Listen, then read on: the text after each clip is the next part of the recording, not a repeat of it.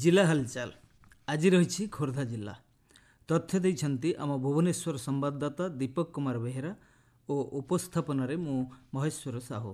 खोर्धा पंचायत समितिर अभियोग शुणाणी जिला परिषद सम्मेलन कक्ष सोमवार अनुष्ठित हो जाइछि। शिविर में जिलापाल चंचल राणा, आरक्षी अधीक्षक सागरिका नाथ, अतिरिक्त जिलापाल प्रताप चंद्र बेहेरा प्रमुख उपस्थित रही अभियोग शुणिथिले।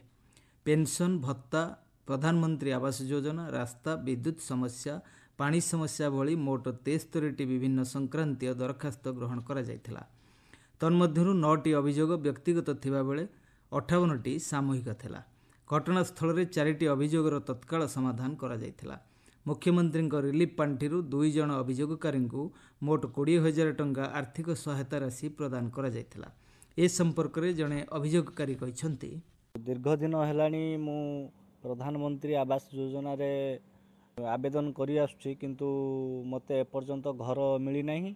आज जिलापाल सार चंचल राणा सार थिले, मु मोर अभियोग तांको कहिछि खूब शीघ्र मो समस्यार समाधान करा जिवो बोली जिलापाल महोदय प्रतिश्रुति दैछन्ति। खोर्धा जिला विकास समन्वय और निरीक्षण कमिटी बैठक जिला परिषद सम्मेलन कक्ष अनुष्ठित हो जाइछि।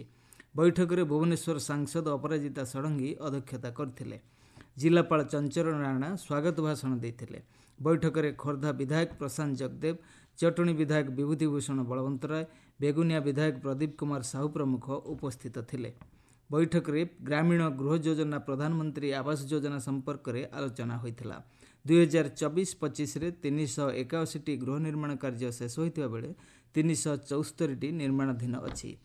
ए संबंध में 757टी गृह निर्माण लक्ष्य धार्य थिबा बेले प्रथम किस्ती रे 755 जन, द्वितीय किस्ती रे 491 जन एवं तृतीय किस्ती रे 357 जन हिताधिकारी को कार्यादेश प्रदान करा जायछि।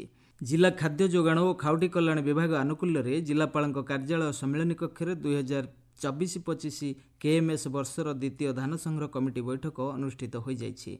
जिलापाल चंचल राणा एथिरे अध्यक्षता करथिले। बैठक में बेगुनिया विधायक प्रदीप कुमार साहू, सांसद प्रतिनिधि दिलीप कुमार पट्टनायक, विधायक मान प्रतिनिधि वृंद समेत जिला सामाजिक जोगाण अधिकारी सुगदा मुर्मू एवं विभागीय अधिकारी तथा कमिटी सदस्य और सदस्य माने उपस्थित थिले। सेहिपरि बोरवेल गुड़ी को सचल करने पर उठा जलसेचन विभाग को जिलापाल निर्देश देते। चलित रबी ऋतु धान चाष 28 पैक्स और 2 सबसेंटर द्वारा धान संग्रह हेबो।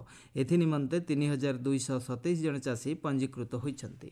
जिलापाल कार्यालय सम्मेलन कक्ष जिलापाल चंचल राणा अध्यक्षत रबी चाष तथा जिला स्तरीय डालीजात शस्य संग्रह कमिटी बैठक अनुष्ठित हो जाइछि। मुग, बिरी, चिनाबादाम एवं सूर्यमुखी बहुल चाष होता अंचल में मंडी खोलने को जिलापाल बैठक में निर्देश देइछन्ति। सेहीपरि जो समवाय समिति और पैक्स रे अधिक डाली जातीय फसल चाष होछि सेही स्थान गुड़िकर मध्य मंडी खोलने को जिलापाल उपनिबंधक को निर्देश देइछन्ति।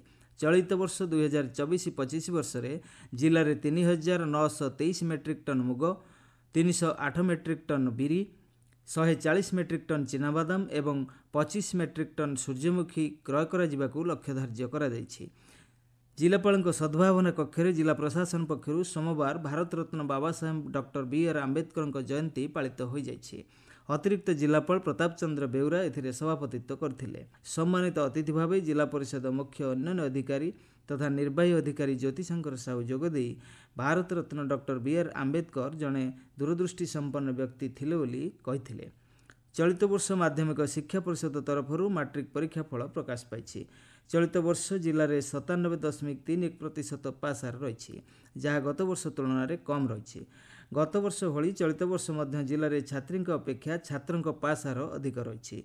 मोट 25,959 जन छात्र छात्री पास करथिबा बेले तन्मध्य 13,152 जन छात्र एवं 12,807 जन छात्री रहिछन्ति बोली जिला शिक्षा अधिकारी सोनामिका राय सूत्रରୁ जणाଯାଇଛି।